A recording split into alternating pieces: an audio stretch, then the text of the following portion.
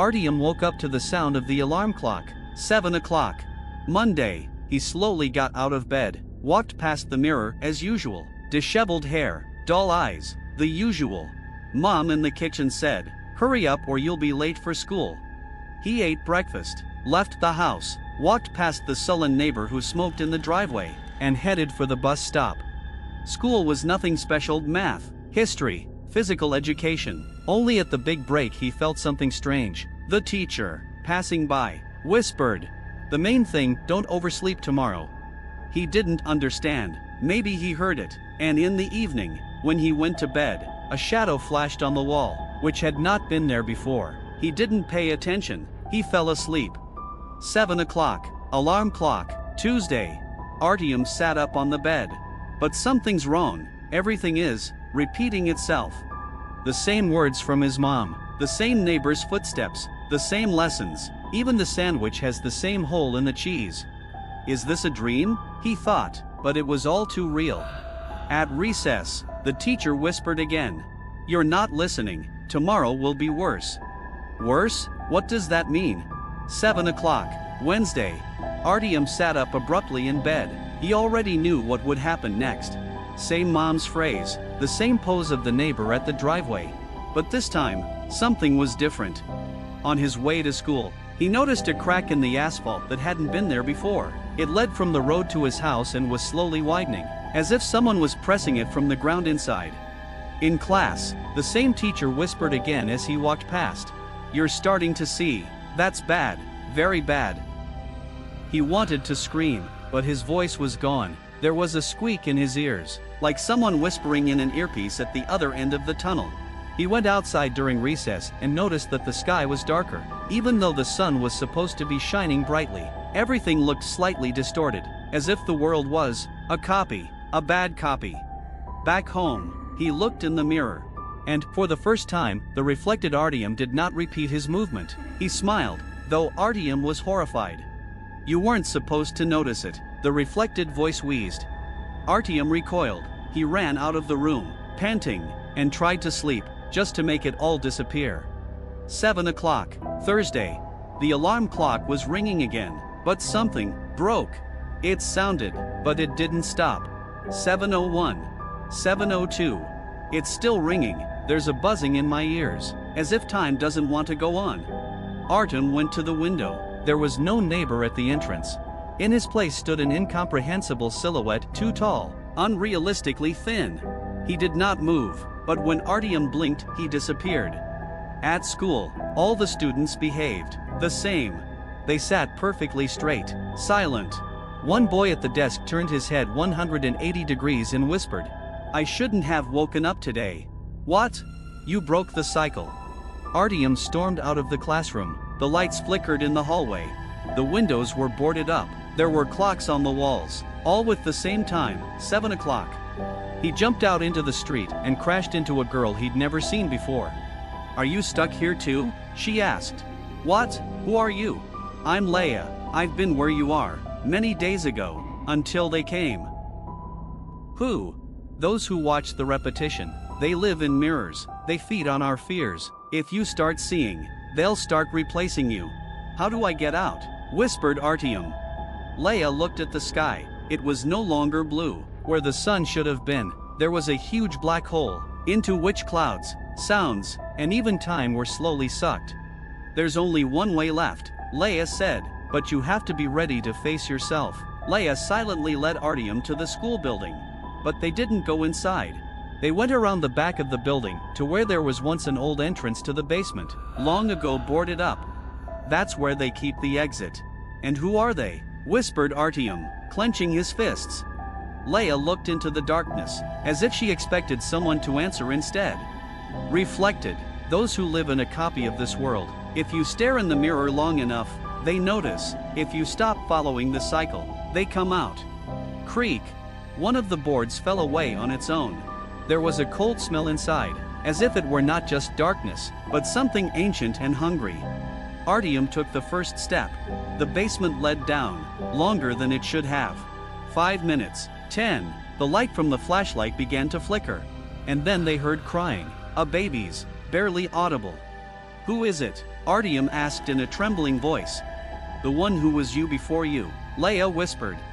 They entered a room where an old mirror stood. But it did not reflect them. Instead, someone else was looking from inside. Artyom, but distorted. Eyes blacker than night. A smile stretched in an unnatural corner. You broke the rules, he said. Now you will become me. No, Artyom shouted. Leia grabbed his arm. Don't make eye contact. It's a trap. He doesn't have a body. He's looking for a replacement. At that moment, the mirror began to crack from the inside. And a distorted Artyom stretched out his arm, trying to break through to reality. Run, Leia shouted. They broke out of the basement. The world began to break. The sky, like glass, was covered with cracks. Everything around them became empty. Everything but one exit. Artyom and Leia ran out of the basement, slamming the door behind them. But the world was already crumbling. People around them froze, and then blurred, turning into smoke. There was a huge crack in the sky where eyes peered out, the same ones from the mirror. We have one chance, Leia said. Just one. They ran to an old playground. This had once been the entrance to the real world. Only now, there was a black door with no handle on the sandbox. On it was written, one goes out, one stays. Artyom clenched his fists. Do you want me to stay? Leia lowered her eyes. I've been in the news for 37 days. I've seen everything rot. I'm afraid. Silence. The wind. And a voice from nowhere. A choice will be made. One will be an anchor. The other will be a memory. Artyom looked into Lee's eyes. She was trembling, but she wasn't crying. He knew she deserved freedom. He reached out his hand, put her the key that appeared in his hand, glowing, pulsing, a symbol of his right to get out. Go, he whispered. Leia took a step toward the door. The light a flash. She disappeared. Artyom remained. The world began to shrink. He walked back, toward the school. He went into the classroom. He sat down in his seat, and closed his eyes. 7 o'clock, Monday. Artyom got up, same as always. Mom, neighbor, school. But now he knew it wasn't reality. It was a copy. He looked in the mirror, and the reflection was no longer hiding. It was watching. Every night he had the same dream, Leia standing at the black door, and a whispering voice. You didn't set me free. You switched places, but the door remained open. One night he couldn't stand it. He went to the mirror. What do you want? He whispered. And the mirror Artyom answered. You are empty, and I am real. I don't want to be inside anymore. You set her free. Now I will free them. The cracks in the mirror began to widen. Other faces peered out from inside copies, forgotten, distorted. They weren't screaming. They weren't angry. They waited. The next day in class, one of the students disappeared. No one noticed. Only Artyom knew he became the next reflection. The school began to change shape. The classrooms lengthened. Staircases ended in walls. There were fewer and fewer students, but no one was counting. And then Artyom saw her. Leia. But she was in the mirror. You're gone. How? I didn't leave. I thought I was out, but now I'm just different. I've been called back. By who? They did. The ones who were us, who became us while we were in the loop. Artyom realized everything he'd done was the beginning of the invasion. Now the reflections are coming out, one by one. 7 o'clock, Tuesday. Artyom woke up. But the room had a mirror in every corner. He hadn't put them up. He didn't even know where they came from.